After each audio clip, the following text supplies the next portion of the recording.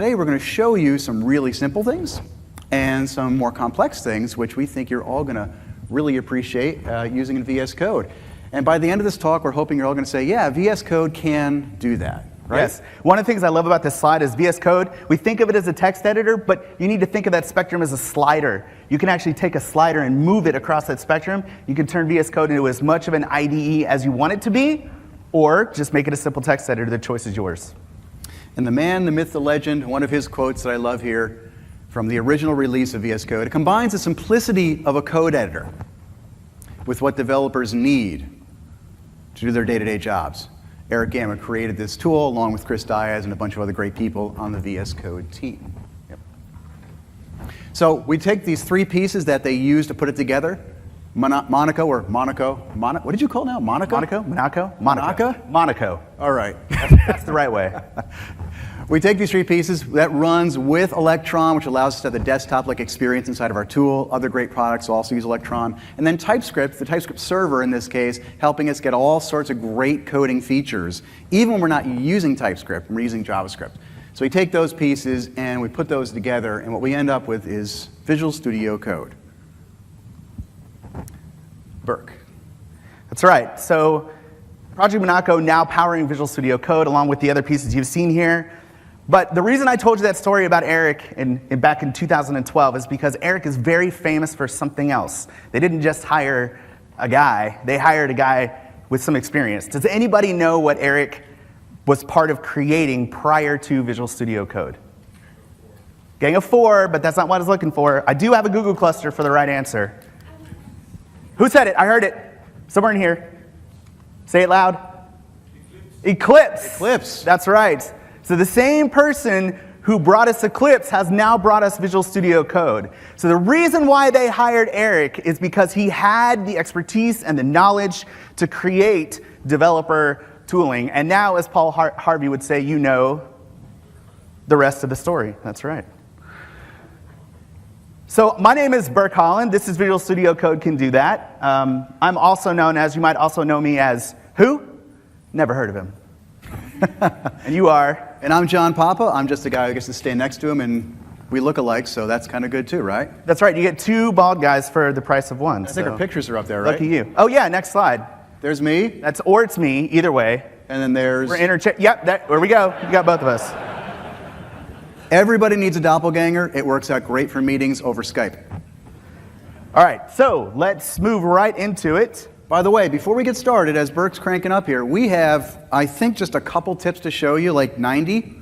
So we're going to try to get through all these in this time. And I've got a bonus one at the end that I just learned about this morning. Really? Yes. I'm scared already. Nothing like preparing a demo 5 minutes before you get on stage. How do I toggle? Is it one of these buttons? No, don't press those. There's a red button. I'm going to press the red button on the desk. The first thing that I want to talk about with everybody is themes. Now, you're aware that Visual Studio Code can do themes. I'm sure that everybody already knows that, but I want to talk to you about a couple of different things that you can do with themes. So the first thing is, in our themes here, you may know or you may not know that there are two kinds of themes. There are light themes and there are dark themes. I personally, as you saw my VS Code instance flash by in a second, I use a light theme. I like light colors. I like a light theme. I use a theme called Hop Light. Now, I've been told that using a light theme is not good for your eyes, according to science, but it is 2018, and I'm not about to let science or facts stand in the way of my perfect editor setup. John prefers a dark theme here, and he's wrong, and that's okay. But he is using one called Winter is Coming, which is a fantastic theme. I'm going to give you some others that are also very popular. One is called the Atom Dark theme. It's very popular, and then there's one, let's see, do you have Cobalt 2? You don't have Cobalt 2 installed. There's one from a guy named Wes Boss, and it's called Cobalt 2. And Cobalt 2 is interesting because it is actually the best theme, according again to science, for your eyeballs. And so what it is a dark blue background with bright yellow text, and that is supposed to be easiest for you to look at. Did we fix my Try it. display here? You gotta hit, what button do I hit? I think the buttons are over there. There's Cobalt. Ah, there's Cobalt 2. I'm going to try real quick.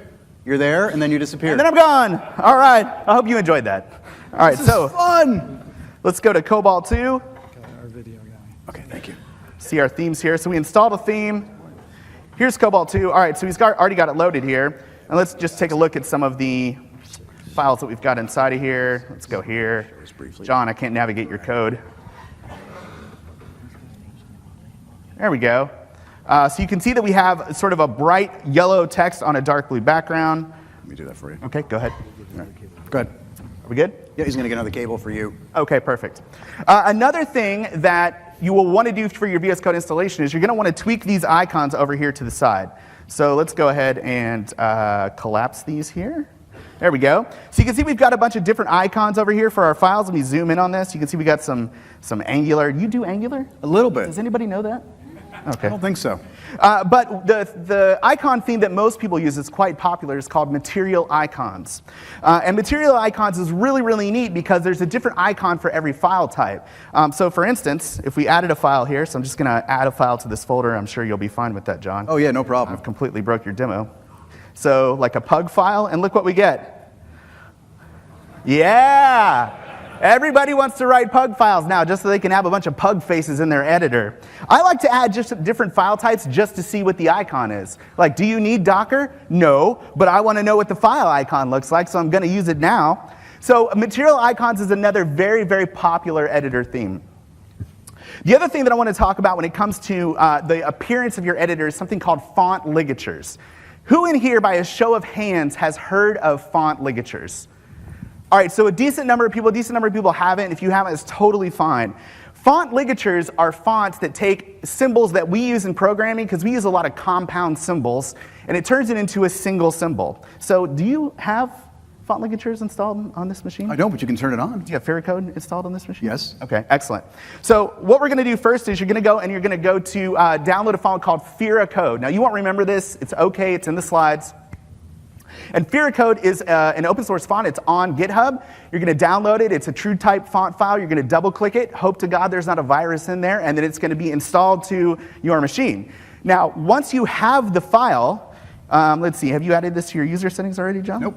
Okay. So what we're going to do is we're going to come down here to the bottom and add in a couple settings here. So let's do editor.font family. I did that. Oh, you already did that? Yep. Is I it did in not there? do ligature stuff. Yeah, okay. So, and then we're going to do editor.ligatures. Where is it? See, when you can't find a setting, you can come over here to the side and just search for ligatures. You have to know how to spell ligature, right? That's true. Font ligatures right here. We can just say yes, set it to true. It automatically gets copied over. I don't know if everybody saw that right there. Move this out of the way. There we go, true. And then we'll save that. And then once we save that, our font ligatures are enabled. Now, it doesn't look like anything here, but when we go back to our settings, so let's go back to this TypeScript file here. And let's do something like we have a new function. We'll just call this function bald. That looks good. And then this, and then we'll do a double arrow, and when we do that double arrow, you'll see that turns into an actual double arrow, right? And the same thing works for, like, if you have a double equals, you get an actual double equals. If you do a triple equals, because in JavaScript, we need 3 equal signs, equals, equals, equals, you get an actual triple equals. So this is what the code team uses. They use font ligatures, and it just makes for a very, very nice development experience inside of VS Code. Can you do 4 equals? You can do 4 equals, but then you actually get 4 equals, which is a little bit disappointing. You can do an arrow like that. That works, right? So you can just, now you want to use font ligatures and see all the different things that you can use. So those are font ligatures. The other thing that I want to show you in terms of appearance is in your user settings, you can change the way that your cursor looks. So let's go to cursors, cursor. There we go. See, it says editor cursor styles blank. So we can change this to something like phase. There we go. And then let's come over here. John, from your theme, I can't see your cursor. It's there, but you can't see it. Look at that. That's not my theme, dude. That's Cobal's. Let's move it. Winter is coming. Best theme in the world. You got to download it. Are we good? He's going to try to fix yours. Just Okay, keep going. cool. So you can change the cursor style you have. There's a phase style, there's a blink style, there's an expand style. So these are all the different things that you can do to tweak the appearance of your editor to make it your own with your themes, with your font icons, with your font ligature, or excuse me, icons, font ligatures, and the cursor style. Yes. All right. All right, so what do you do when Burke touches your machine? You immediately undo everything he did. Sorry, Burke. That should be a command in Git. Like, it should just be out of the box. There should be some Git integration VS Code. Git-Burke. If only that existed. So something I want to show you is, if we go to code, visualstudio.com, something not a lot of people know, or maybe you know it but you haven't tried it yet, is when you go to the code website, one of the best kept secrets is that you can download this with a stable build, which is probably most people do here. But there's also an insider's build. How many people here use the insider's build? Can I see a show of hands? That's a good amount, but the rest of you haven't tried it yet. I'm going to tell you the reason I use insiders, and I use it every single day, and I've used it every day since it came out, is because with insiders, you're generally getting nightly builds. They're very, very stable for me. I've had maybe 2 days in the last 3 years where it didn't work total, and I flipped back to the stable, is that you can have stable and insiders side by side, but with the insiders, you're getting almost daily updates of new features. And some of the things I'll show you today are actually only in the insiders, which is pretty wicked cool, including the bonus at the end.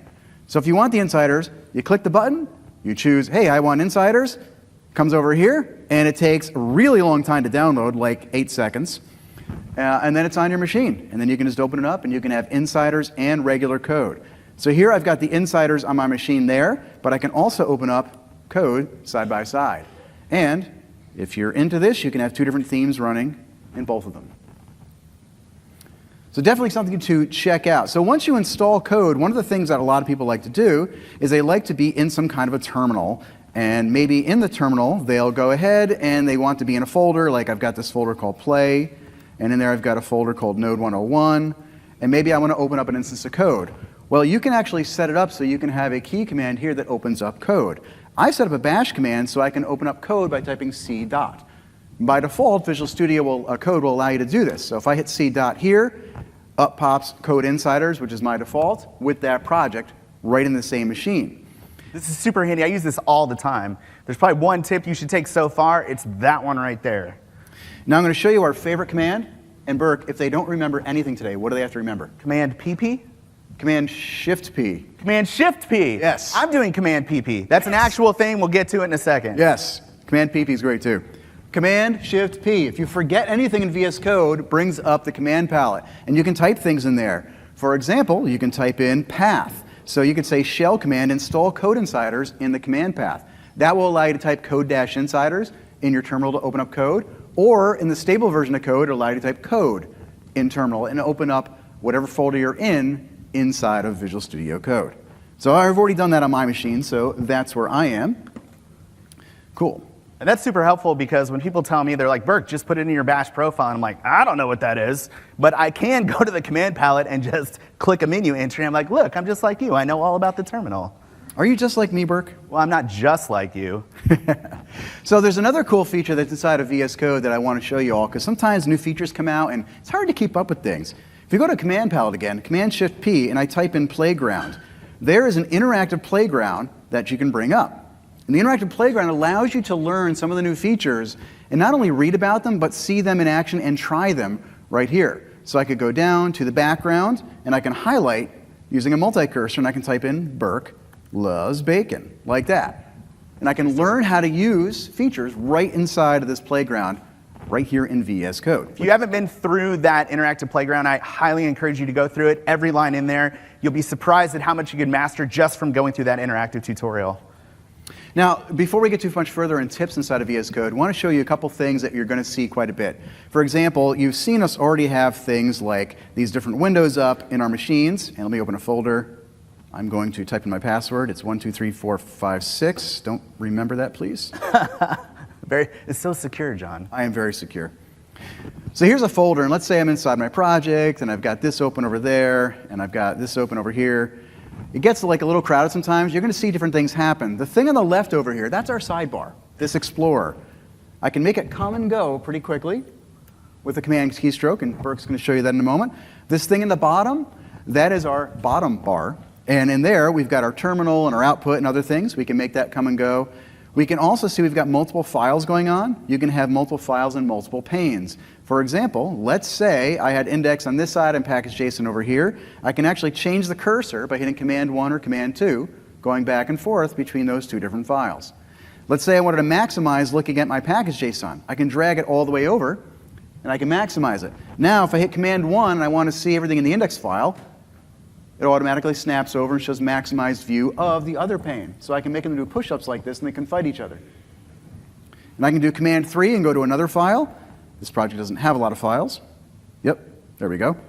But we can do it that way, and as long as you drag one pane all the way to the side, one split bar, now as you go through them, you'll see how they maximize as best they can. How do you close a single file? Command W, Command W, Command W. And my favorite command, personally, is Command PP. So whenever you want it to go back to the S file, you do Command PP. So I'm inside of index.js. Now I had what file before? Package.json. What if I want to go back to the index.js? I hold Command, I hit P once, P twice, let go, and it goes back. So anytime you have to go, what do? Command PP. All right. So we showed you kind of what all those do there. Another cool thing is, and this is a feature in Sublime that's had for a while, and VS Code's got it as well. Have you ever just needed to write notes real quick? Like you say, you know what? Don't forget to tell Burke to shave his head. You know, you've got something like that. He has headers. Don't forget to tell Burke to shave his headers. Now, I haven't saved this file. How do I know that? Because it's got untitled 1, and there's this big circle up there, which is a universal symbol for you didn't do what you're supposed to do. So in that file, I didn't do that. Well, if I close VS Code, it's like, uh-oh, what happened? Did I lose that? Now, if I open it back up, let's see what happens. I'll zoom in a little. The file is still there. This is because there's a feature turned on in VS Code called hot save. So if I go down here, there's a hot exit feature, and I've turned this on. As Burke showed us before in settings, I can click on this, and I can say on exit or on Windows close. You can see over on the right, I've got mine set to on exit, which allows me to save that file. Some people like this feature in WebStorm and in Visual Studio. It's called Minimap. There's a thing here called Editor Minimap, but I've got mine turned on to true. So if I open up a file like index.js, and let's go to Minimap right there, we'll set it to true. I come back over, you can see over here on the right, there's like a mini-map of that file, lets you scroll through it. I happen to like my screen real estate, so I keep mine off. You just change that inside of your editor, and it just instantly disappears. Other stuff that you can do. Burke already showed us how we can do font family. So you can type in font family, and you can put them in here. Notice that my font family is right now Fear Code.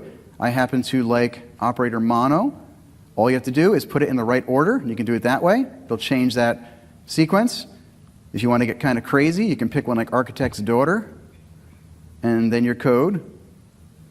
Oh, it's not installed on this machine. If it's not installed, it'll default to the second one. But your code will switch to whatever one is actually installed in the machine, starting at the left, moving over to the right. You got a long list of fonts there, man. I do. I like to play with fonts. I like the inconsolable one. It sounds like the sad font. Doesn't it? It's inconsolable. Yeah. That was a terrible joke. Yes, You're welcome. So the last thing I want to show you is a feature I like. A lot of times I want to get things out of my way. Well, there's a feature called Zen mode. If you type in Zen inside the command palette and you go hit that, everything else disappears but your code, which is super cool. You can still get to everything else. So I can flip around my code and do what I need to do with Command PP and get back there. And when I want to get back out of it, I just go back up to the command palette, which is Command Shift P, and I can toggle the mode and get right back out. Nice. So now the moment of truth. Is Burke's computer finally going to work? Let's see. It's just not meant to be. I should have got a PC. That's the problem. All right, then. This will be interesting. Let's just keep right on going. Yeah. I'm just gonna mess your demos up from start to finish. That's fantastic, It'll Burke. just be a downhill slide all the way. Okay. Let's see. That's a good question. I may have a Google cluster for you if that's correct. Let's try extend. Go back over again. Let's try it again. Go back over. Oh, nope. Here, maybe? Here, right there? Nope, denied, just not happening. Nope. All right, no problem. So I'll tell you what, let's just do this. We'll continue over here on Johnson's machine. Yeah, I don't know that I have that connector type, though. Okay. Yeah, all right. I have a Mac, and so you need a dongle to do anything at all. I have If 9 only of them we knew over something here. about technology. I know, exactly. Are there any developers in the room? Is there a doctor in the house? So let's do this. Let's come over to one of your projects here. Do me a favor, John, if you would. Pull up one of your fabulous Angular files that's got more than one or two functions in it, so we can take a look at how we can use navigation to go through some more complex code files. So one of the ones that you can use that's really, really nice, we talked about the command palette, which is Command-Shift-P, is you can use the command palette to navigate through your code. And there's a couple different ways that you can do this. So first you do Command-Shift-P, and that's going to bring up the command palette. And you'll see here that we have a relatively long file. There's just a lot going on here. And the longer your file gets, the harder it is to navigate through. So what you can do is you can do Command-Shift-P, and then you can use the @ sign here. Excuse me, that would be Command-P, and then the @ sign, and that's going to just organize your code here into the different places like your methods and properties, so you can just move between them. And as you mouse through, you can go to the different items in your code here.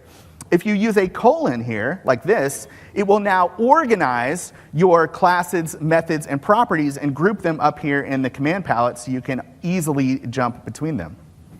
Another thing that you can do is you can just use the colon, and that actually allows you to jump directly to a line number. And it tells you how many line numbers you have. So you can go to, so when you go to line 32, we just hit 32, and boom, we navigate automatically to line 32. So that's navigating from the command palette with the symbols. If you forget what those are, it's okay. You can do Command-P, and then you can just do a question mark. And it will tell you, here are all of the things you can do inside of this to navigate through your code, and that's just right there. Another thing that you're going to want to do, and John did this before, but we should talk about this, is if there's another keyboard shortcut you remember besides Command-Shift-P, it would be Command-B. And all that does is toggle the sidebar. It's a very simple one, but these are the fundamentals. You're definitely going to want to know how to do that so that you can toggle the sidebar in and out there. Let's talk about this lower pane. So John talked about the lower pane. He showed you where it was on the bottom there. This is something that you're going to use a lot because there's a lot of stuff in there. The terminal is in there. The debug console, the output window is in there. And there are a couple different ways that you can navigate in and out of this section. One of them is you can just navigate directly to the terminal. And to do that, you use the control backtick, which is the little key above the tab there. I always like to say it's the key. I didn't know it was on my keyboard. Right. You're like, what is that? I think it's called a tilde. So the control tilde key, and that will toggle you directly to the terminal. Now, there's another way to get to this part of the editor that's a little bit more useful. If you'll notice here, if I come over to problems and I click on this, of course, there are no problems because it's your code and it's perfect. I know, you're just an amazing developer. That's how good you are. If I control backtick out of this and I'm like, it took me to the terminal. It's not exactly what I wanted. So if you want to just toggle the bottom screen instead of moving to the terminal, you can use Command-J. And Command-J toggles the window down and then toggles it right back up again. And it also remembers where you are. So if you're on the problem screen and you do Command-J, it brings it down. Command-J brings it right back up, and you're still on problems. So that's a good one to know because you're going to be in that bottom section all the time. Another thing that we can do is we can hide different parts of the editor that we may not want to see. So in this case, and it looks like, John, you've already hidden your open editors here? Yes. Have you already got that? So you'll notice that, John, if you've used Visual Studio Code before, there's a setting or a panel that'll be up here at the top. Let's just go to user settings here and see if we can find the one. And there's open editors, I think is what it's called. Mm-hmm. Is that right? Yep. Open editors. So he's got open editors visible. He's got 9. So let's go replace in settings. And let's change this right here. Where is it at? Command B. Command B. Let's see here. There we go. Got to remember how to collapse the sidebar here. So open editors. We'd put it at the bottom there. Where'd it go? Where'd it go? Too many settings. Too many settings. Alphabetical. Is that what it is? Let's see. There it is. Thank you so much. I have another Goo cluster for whoever shouted that out. So we can set this to, if we set this to 0, this will hide the open editors, which is over here on the side. Now, John's already done that, so you don't see it. But a lot of times, if you've used VS Code before, you know that it's up there. And if you don't want to see that, I personally don't use that open editor section a lot. You can use this tweak inside of your settings file to go ahead and get rid of that so that you don't have to see that. Again, this is all about just customizing VS Code so it looks exactly the way that you want it to look. So that's open editors inside of VS Code. Another thing that you can do is you can hide recommended extensions. So if we go over here to our extensions, and John's already doing this as well. John, you've got your VS Code setup configured all correctly and all good. I don't have any tips here. So let's do recommended extensions. I think it's called, is it recommended? Yep. Recommended extensions. You can also type ext at the end of it. It does a fuzzy search. Oh, does it? Oh. Space. Oh, okay. Recommended ext. There we go. Where we are here? Editor. You recommend. Recommend. The recommended extensions ignore recommendations, and then there's extensions show recommendations only on demand. So if we click this and we set this to true, or excuse me, let's set it to false, and then save, and what that should do is show our recommended extensions over here on the side, and it's not popping up, but usually you have a recommended extension setting right there on the left-hand side. Yep. And when you set that setting, it no longer shows the recommended extensions panel. And again, that's just giving you more real estate on the left-hand side so that you can successfully use your code editor the way that you would like to do it. The last thing I want to show you here before I turn it back over to John is something called code folding. Code folding is a very, very helpful thing. I use this a lot in HTML. So you see these pluses and minuses over here on the side? We can collapse these different sections like this in our code to give us more room. So if you have a large chunk of markup, like let's say you're using a Bootstrap navbar because it's scientifically true that you cannot build a web application without Bootstrap. So you're using Bootstrap, you want to collapse something like that. Yes, it's perfect. So you can collapse over here like this, and then you get more screen real estate. You can also toggle this from the command palette. And how do we open the command palette? Command-Shift-P. Command-Shift-P, yes. That's the one thing we should ask this every 5 minutes. Command-Shift-P. They're going to be checking in at the airlines today going, sir, can I see your ID? Yes, Command-Shift-P. You're right, exactly. So you can toggle here. If we toggle, let's see here. Let's do folding. And we can actually fold everything. We can do fold all, and that will fold everything on the screen, right? So it'll fold all of it and all the different depths. And you can also fold at specific depths. You can see here it's folded all the way down. You can fold recursively. So the code folding available through the command palette, a very powerful way to collapse the code and have only what you need on the screen when you need it. Here's a bonus tip for code folding. Notice when Burke folded the code up here, you know what's going on because you see the line numbers. You can play tricks on your friends by turning off line numbers in VS Code, and then it looks like you just deleted all their HTML on them. That'll make them really happy.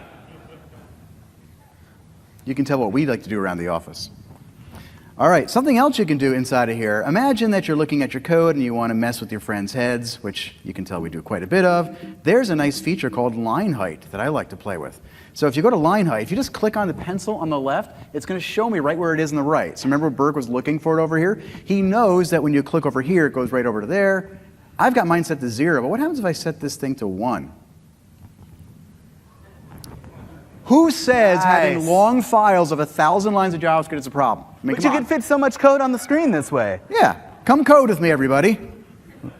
All right, and how do you get out of there? Because like I can't see the setting. I'm going to teach you a button you've probably never heard of. It's Control-Z. Thank God that worked. All right, so we're back in our editor. Something else, and we mentioned this earlier that we both use quite a bit, is the embedded terminal. Burke opened it up with the control tick. A lot of times I'll be using a terminal, and we can zoom in over here. Oop, my settings are broken. What did you do to my settings? Sometimes your settings are broken. Fix them. I made them better. I'm going to change you to a light theme, and you'll be good to go. Awesome. You'll thank me later. So I can type things in my terminal down below, and I can see stuff over here. I can also open up a second terminal in here. Part way I can do that is I hit the plus sign right there. That says, John, open a new terminal. And then you can tell it's a new terminal because you can see in the drop-down list there's two ZSH terminals that I've got going on. So this one I could do something like go to CD inside my terminal. I can flip back over here to the first one. I can kill them both by throwing them in the trash can. But what if I don't like to hit the buttons and I want to use the keystrokes? Inside of here with the control tick, I can also hit Command/. Command/ gives me a second terminal on the right. Sometimes you're working with Node and you're running a process on one side and then you need a second terminal. So this way you can open up 2 terminals if you want. Or if you're like Burke, you can open up 3 or 4 or 5 or I don't know how many. More terminals. And eventually it does something like this, which I don't know how you would ever possibly read all those terminals, but they're there. at this point. And how do you get rid of all The point those? is that you can if you want to. Who doesn't want 42 terminals inside of VS Code? Come on. Oh, I do. Wow, how many did I actually create? Look at that. All right, so back in here, what could I possibly do? Let's say that I wanted to run the matrix over here. So I could run the matrix inside of the terminal. What happens if, let's say I've got some kind of a file open like this, and now I can't really see what's going on in the file up there, but let's say my terminal was small and I wanted to see more of what's in the terminal. Command-Shift-P, I can do toggle, maximize panel, and it's going to give me a little more space. Now, Command-Shift-P, it remembers the last command, I just hit Enter and it goes back down.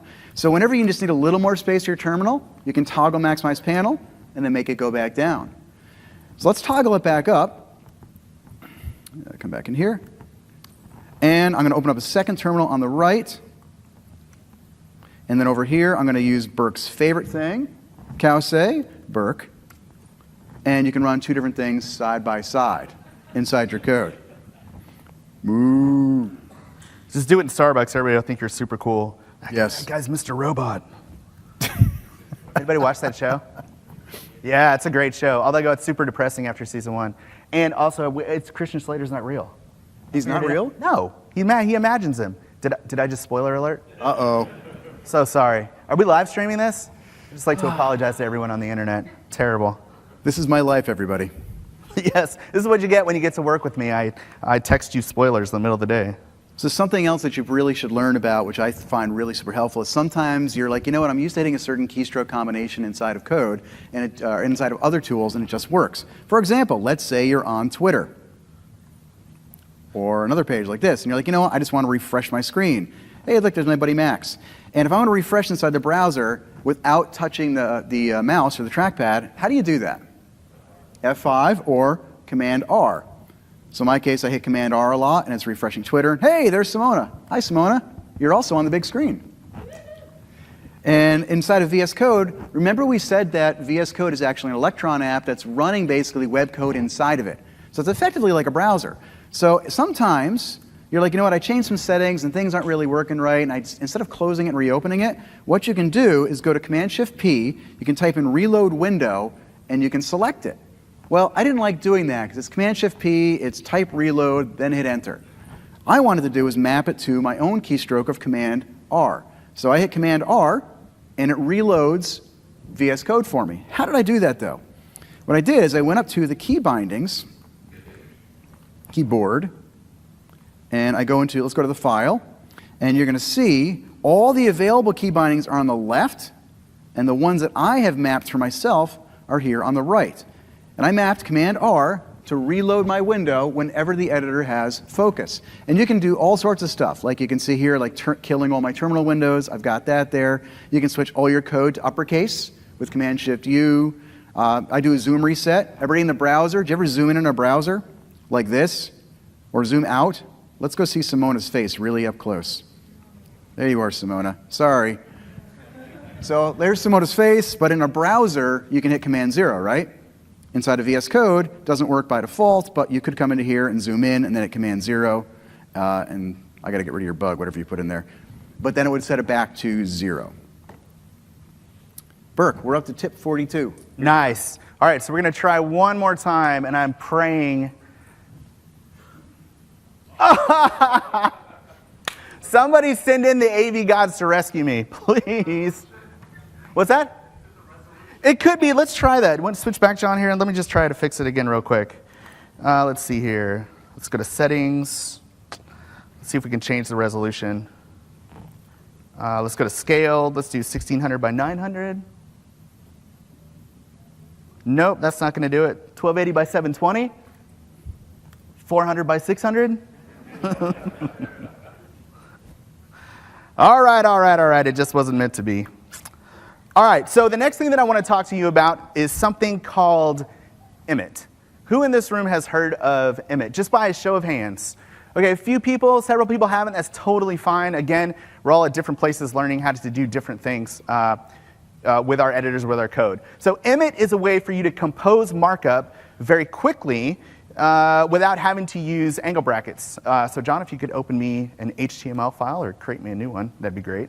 You want a new one? A new one would be fantastic. All right, here's a new Let's just- file. Yeah, start from scratch. Let's save this Burke as HTML. Burke, you're now an HTML file. Excellent. All right, so we have an HTML file here, and normally the way we'd create markup is open an angle bracket, type div, and then Visual Studio Code is smart enough to know what we're doing, and it'll automatically close this div for us. But there's a quicker way to do this. What we can do is we can just type div and then hit tab, and it will do the same thing. Another thing that we can do is we can assign classes and IDs this way as well. So if we had a div with an ID of main and a class of also main, you can see here that we have a tooltip and we have an abbreviation, and you can see that's what it's going to do when we expand. So I'll hit tab, and we get that exact expansion. Now you can compose a lot of complex markup exactly this way. So if we come over here and let's do something like this. So let's do div.navbar, because again, we've already discussed how you cannot build an app without Bootstrap. And then inside of that navbar, we've got another div, and it's got navbar items. Let's do like this. And then maybe at the same level, there's a UL, and inside of that, there's an LI, and let's say there's 3 of them. And let's go ahead and hit tab, and then you can see that it expands all of that out. With a typo that I made there. And then you can tab through each one of these and enter in the things that you would like for your list items to have. So that's one way to use Emmet. Now you can also use Emmet inside of files like TypeScript files, Vue files, and React files as well, because React has JSX, Angular has templates, but you can also write it inside of the Angular file, and Vue files just end with Vue. Now, Emmet doesn't work out of the box in those files, but we can add in language mappings for those things to make sure that they work. So we're back in user settings here. And by the way, when we do toggle into user settings, that's command comma is how we do that. And then we can come here and we can say, again, Emmet.include languages right here, and then we can just start mapping. So you can see right here it has Markdown, so we can map Markdown to a type that VS Code knows about. So it could be something like HTML. And now Emmet will work inside of Markdown files. We can do the same thing, like if we wanted it to work in Angular, we'd come over here and we'd say TypeScript, because that's what Angular files are, and we can map that to an HTML file type, just like this. So what's happening is I'm sorry? the computer wants it. Oh, exclude languages should be include languages right here. Thank you very much. I do have a Google cluster for you as well. Include languages. So that's the way that works. So you can add in JavaScript, and for JavaScript React, and for Vue files as well. So that's how you make that work in the different files that you've got. Okay. Maybe he's got some program open. Yep. There we go. Let's pull that out. So let's do this. Let's come back over here to my personally named HTML file. And inside of this, I want to show you some of the other things that Emmet can do. So let's go to the internet, and let's get one of these. Well, you can't copy a picture from Google, can you? Do you have any pictures in this current project here? You have like an assets folder with some images in it? Perhaps. And by the way, to find out if you got any pictures or images, all you have to do is a Command P and then type in JPEG. Oh, And you can nice. find all your images. And All right. there's a picture of me, very tiny. That is a tiny picture of you. All right, so we can see that this file here, jp.jpg, is 32 by 32. I don't know if you can see this. We'll zoom in. So you see it's 32 by 32. Now, a lot of times when we're creating markup here, so let's do Emmet. You could do a whole page of markup with Emmet by just hitting exclamation mark, tab, and then you get a whole page of markup. So inside of this, let's say that we're creating an image tag here. So let's do img, tab, and then here, we would put our image source. So we can put, I think it was src, what was it, John? / src. Help me out. Where are your images at? Let's find out. We'll go back there. It's in Source Assets. Source assets. So we should be able to just do src assets. Is that the right path? Do I have that right? I don't think that's right, because Visual Studio Code would pick that up. Looks like we're going to have to go up to right there, app, and then inside app, assets right there. So we're going to have to go up a couple levels. So let's just keep doing that until we find it here, which is a really nice thing about VS Code is that you can just go up, and then it shows you, here's your folders. We'll go up again. Here's our other folders. So we should be able to come down and one more? Yep. Let's do .. and we go to assets. And here's all of our images inside. I think we said jp.jpg. There we go.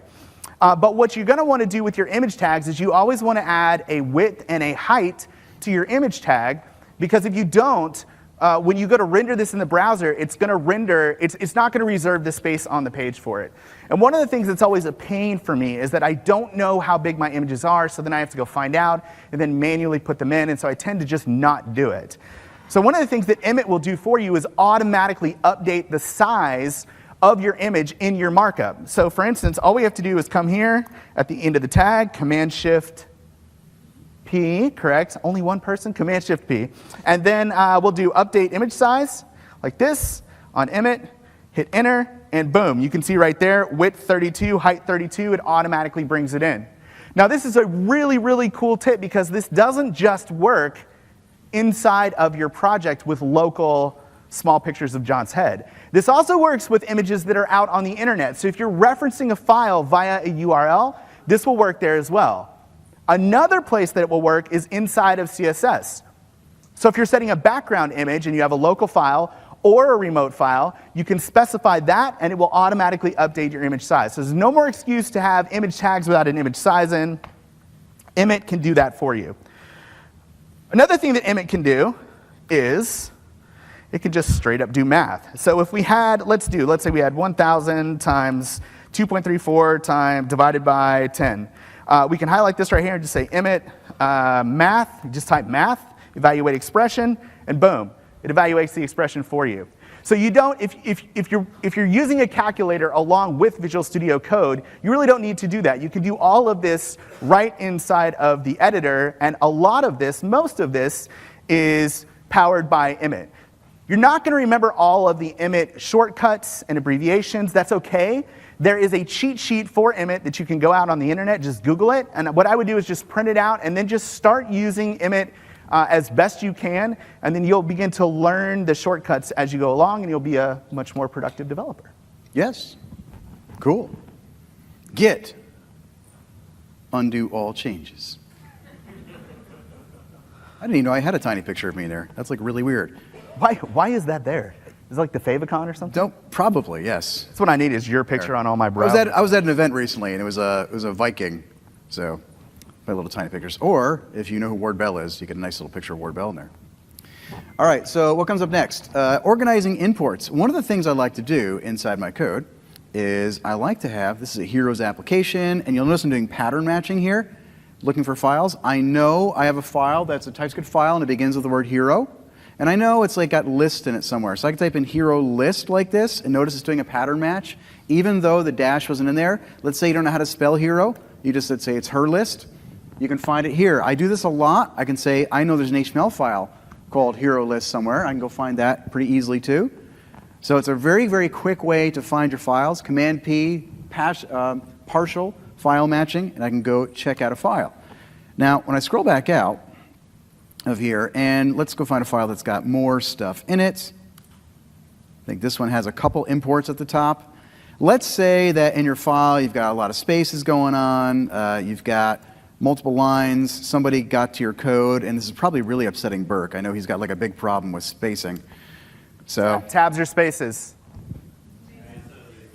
Thank you I didn't hear a single tabs. I'm so proud of everybody here. I heard somebody say spabs. Single quotes or double quotes?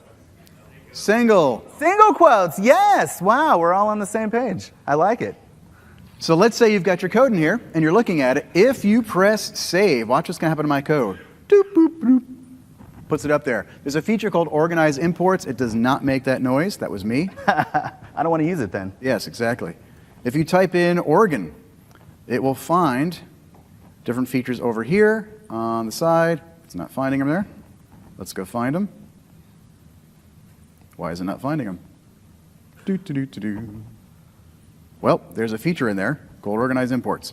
So we can go in there and set that feature on. It will automatically get rid of your white space. It'll format it using whatever formatting code settings you have in your project, which we'll look at next, and it will alphabetize the imports inside your code. You can also turn that off if you want to.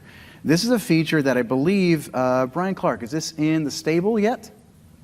Yes, it just hit stable recently, correct? Organize imports. If you're wondering who I'm asking, Brian Clark up here does a monthly release on VS Code, which is one of our tips that we do. Yeah, you should check that out. It's only 2 minutes long. So in 2 minutes, you can get all of the newest features in VS Code. And VS Code ships a lot of new features every month. So by the time you watch this 2 months from now, half the features that are new you won't know about. So you definitely want to check out those videos so that you can stay up to date on that. So Google Brian Clark in VS Code and you will find those. One of the things I like to use is prettier. So who has fights at their office a lot on, I don't like the way you formatted the code. I like 80 character widths. I like 120. I like commas. I like semicolons. I like Burke. I like John. I mean, that happens at your office a lot. If you don't want to fight about this stuff, use a formatting tool like Prettier. Prettier is a tool that's very well used on the web, and it allows you to set up your own formatting structure. So there's a file that you can create called a Prettier RC file in your project. I don't have one because I use the defaults, but there's an extension you can download. So if you go Prettier over here, and I'll make this a little wider, you can see the code formatter here. It's only got 2 million downloads, so a few of you obviously need to go grab it too. When you install this in your machine, it'll use a bunch of settings. You can use a Prettier RC file, which is just JSON, where you can change it from max line width from 80 to 120 to 150, whatever makes you happy. Spacing around brackets and things. It's really, really nice. You check that into your source control, and then you have no more fights on your team about who's going to format what anymore. Right, but you can still fight about JSON versus JSON. JSON or JSON? Jason, it's Jason. Who said JSON? The A is implied. You can't make up pronunciations. I just did. We're going to have a debate about all of this stuff later on at the Channel 9 stage this afternoon, where we're going to talk about all of these different, very important developer problems that have to be solved right now. Yes. Like how you all mispronounced Jason, just like that. That would be a nice thing to see everybody do. The other thing that I want to show everybody here is we are also doing format code. So how do you format your code? If you do format like this, you have options for formatting on paste, formatting on save. You've also got a formatting timeout that you can wait for it. I like to have a format code setting in my project, but if you forget these things, Command-Shift-P, you type in format document, and you can see the keystroke to go do that, and that will format your document based upon your Prettier settings or any other settings you have inside of your project. Now, Burke, there's one bonus that we should mention here. Notice that every time that I type some code in here, there's no little circle in the upper tab. Didn't I mention earlier that there's a little circle there anytime you change your file and you haven't saved it? Have you ever written code and then run it, and then you're looking at it and you're like, why isn't this taking effect? Because you didn't save the file, and it usually takes you a couple minutes to realize that? Well, there's a nice setting that you can set in the menu, File, Autosave. And I like to check that on. Why? Because I do a lot of demos and a lot of coding, and I don't want to have to hit Command-S all day long. So with autosave, it'll automatically save my code on a delay. What kind of delay does it have? Well, if you type in autosave, you'll see down here, there's an autosave. By default, it's off. You can turn that on. So if I click on this, you'll see where mine's set over here. Mine's after a delay. What is my delay? It is 1,000 years. Those are milliseconds. So after 1,000 milliseconds, it's automatically going to save my code. And I love to do this, especially in JavaScript and Node. So it saves my files, my tests will rerun, or my Angular review project will automatically rebuild and just launch inside the browser. Back to you, Burke. Nice. All right.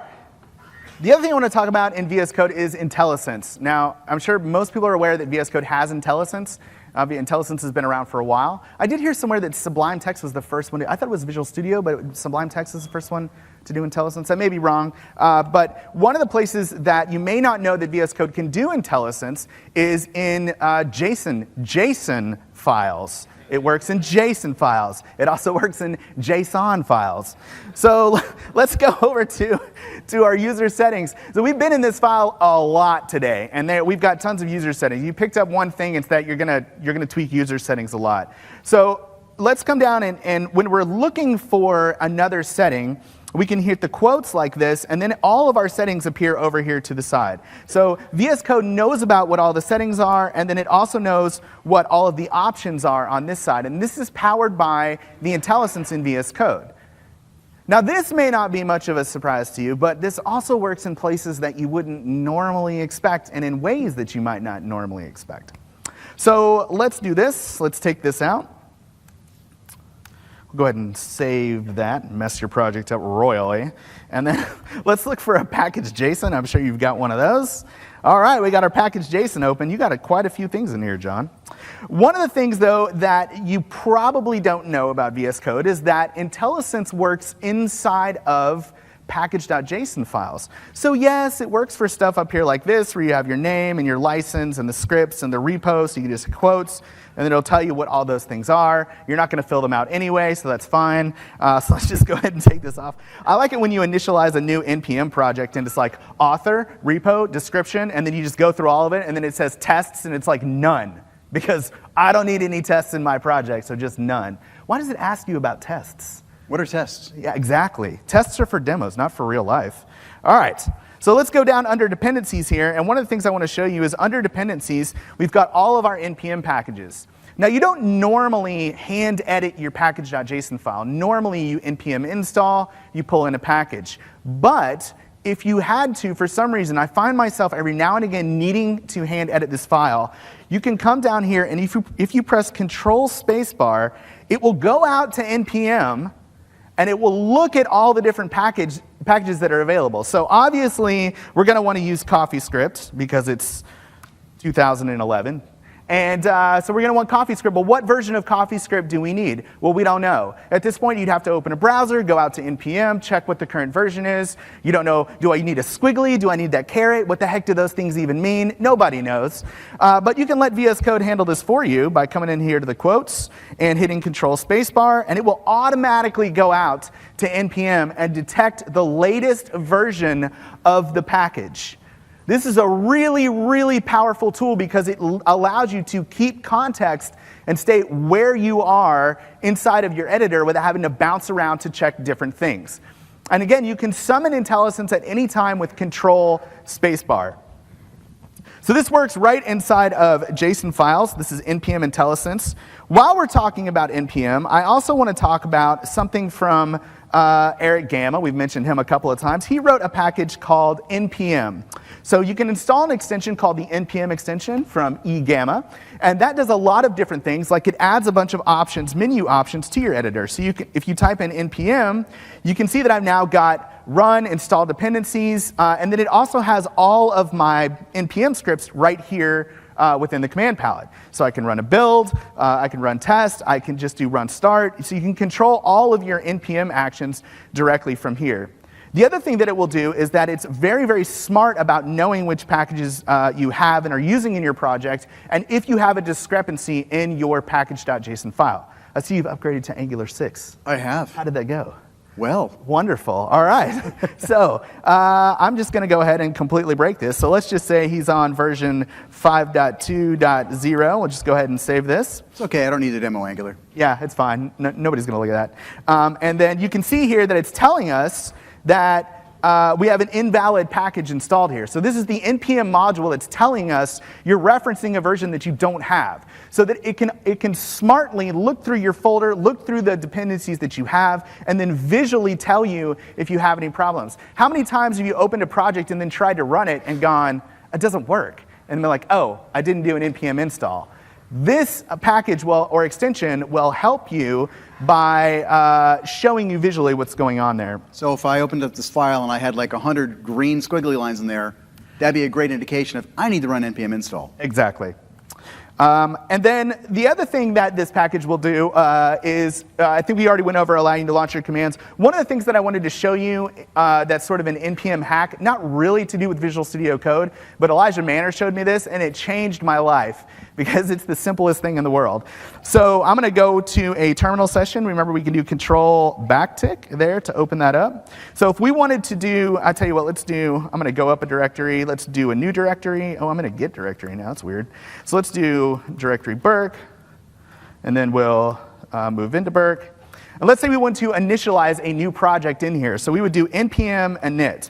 And then it's going to start asking us a ton of questions. And normally, we just do this right here, right? We're like, whoever answers all those questions. Right. And I'm done. Right? I do this almost every single day. So let's do this. Remove that file.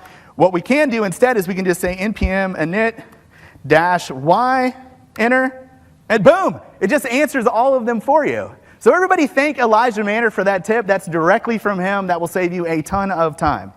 So that's IntelliSense inside of package.json files. That is the npm module, and that is an extra special bonus tip just for creating your package.json files. Thank you, Elijah. I don't know what you changed again. Let's go undo that. That's going to be a habit today. There we go. By the way, I got a little green underline there, right? It's saying, hey, Angular Comment's extraneous. It's not, actually. Is that like an opinion that it has about Angular Comment? It's definitely got an opinion. It's like, today I don't like you. So one thing you can do in here, man, is remember, you can reload the window. So I can hit Command-R, reload it, and let's hopefully make sure the squigglies go away. Sometimes that kind of thing happens. Seems okay right now. So Burke just created a file, right? Inside of, was it Burke? Yes. All right, so let's go, oops, that's not where I wanted to be. Down here, let's go back, and let's go inside of Burke. That's really scary.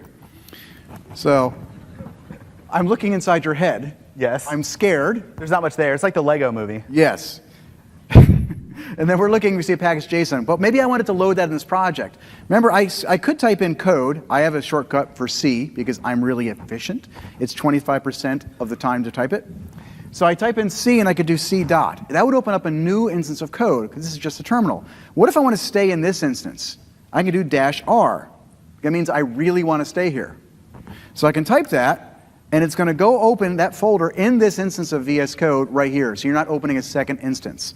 So there's flags on this that allow you to launch the same thing. And if you look through here, I only have one instance of VS Code running, and you can see, hey, there's Simona again. Hi, Simona. Up and on my machine. So now I want to get back into there. I can go back into my terminal, and we're going to go back out. We're going to go into my Git folder, and then I can also do, I forgot what it was called. It was Vikings? Yeah. That was Vikings. Do that. I can do C.-R. Go back in. It's going to reload. And one other thing to show with NPM, which I find wicked cool, is a relatively new feature. Notice there's this thing called NPM scripts. You got to say it like that. This is going to show you all the scripts that are inside your package JSON, and then you could run these things like, hey, tests. I bet you they don't work.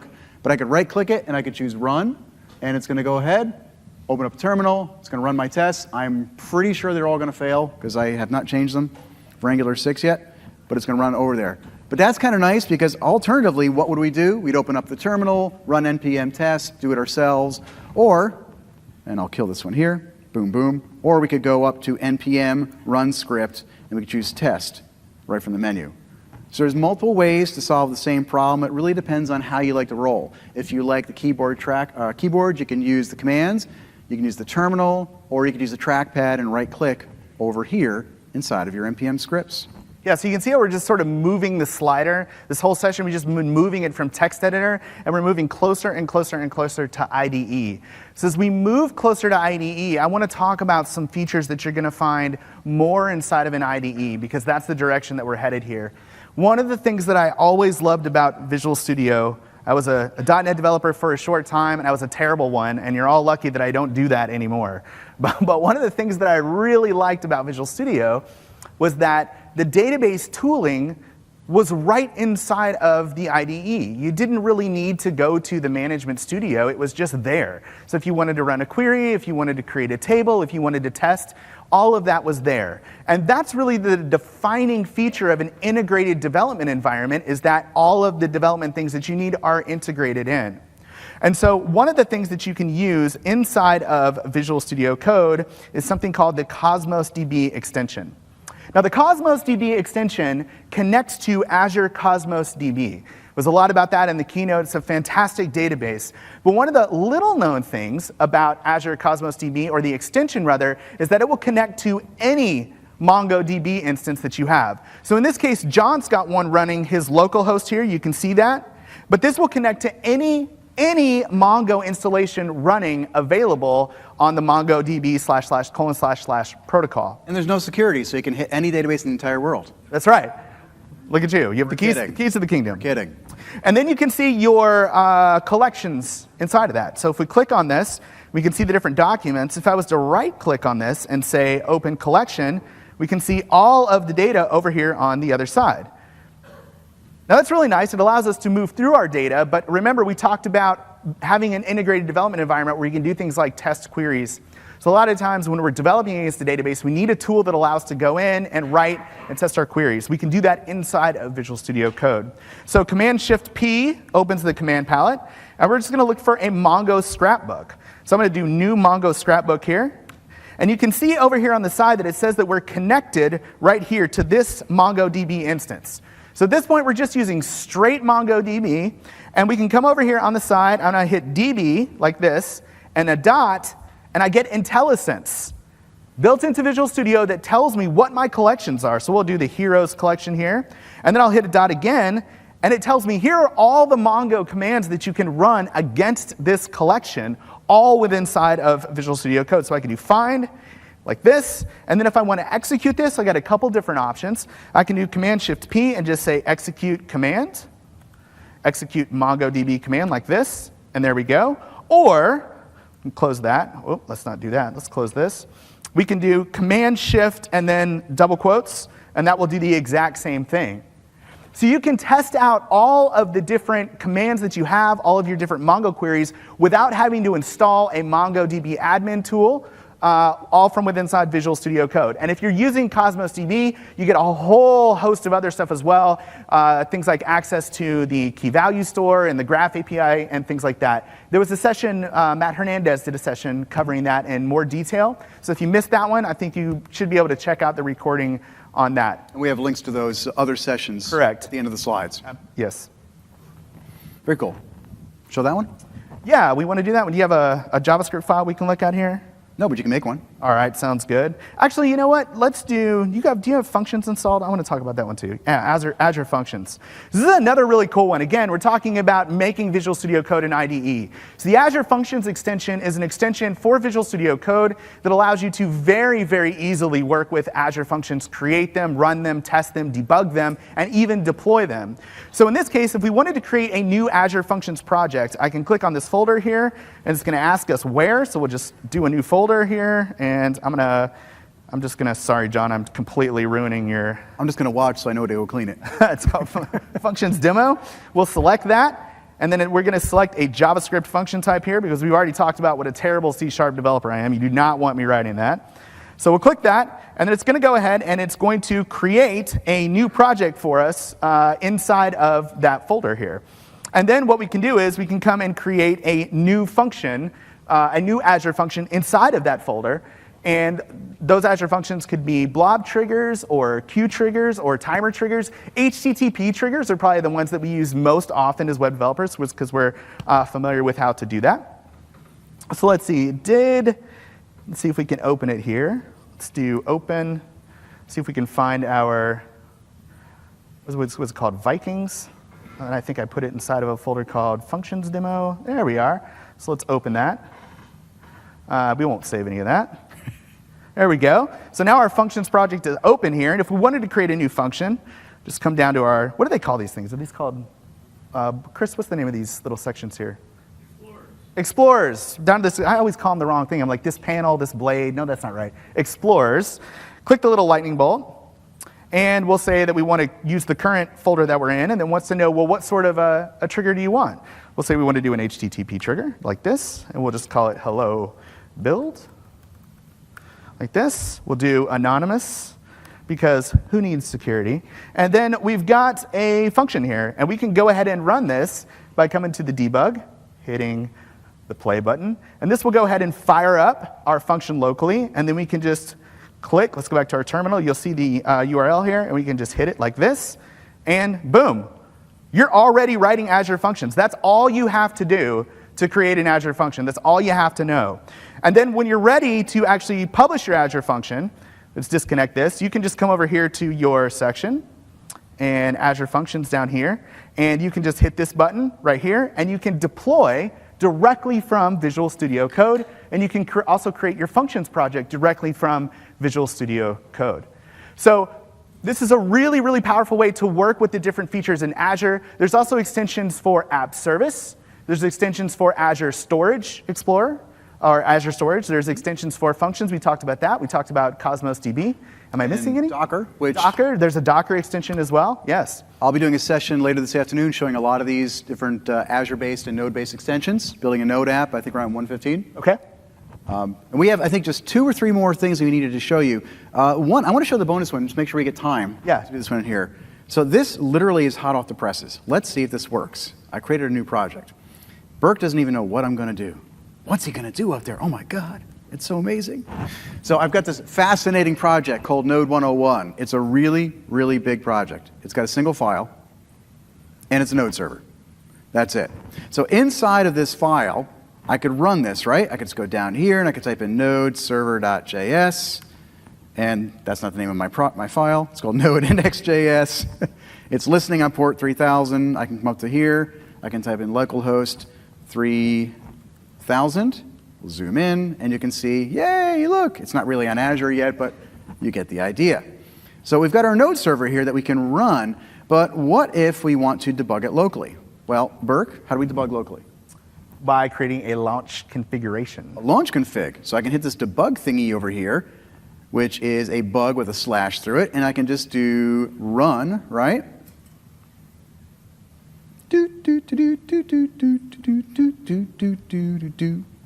And it's thinking. There we go. There we go. Hey, it's like connection has been refused. So I can debug my stuff through here by launching up my index file. In this case, it's running start debug. Why is it having a problem? It's looking for start debug. So I go into my project. Notice I want to start with npm start. So I can run this by running npm start, but the secret feature I want to show is there's a new thing that VS Code is now in preview, and I believe the blog post is coming out today or tomorrow, Chris, on this? Yes. Chris is the guy who owns this whole thing. So anything that failed today is his fault. Everything that worked is Burke's. Right. The reason why my laptop wouldn't show up on the screen, that's Chris. Thanks a lot, Chris. Yes. Because VS Code can't do that yet for some reason. So inside of here, there's a new feature where you can actually deploy your app to Azure and then debug it from VS Code. Think about that for a second. You can write your code here, deploy it to Azure, and then debug it right from VS Code. So I had something open up here. I think I called it build node 101 Azure websites. Let's zoom in because that's way too small.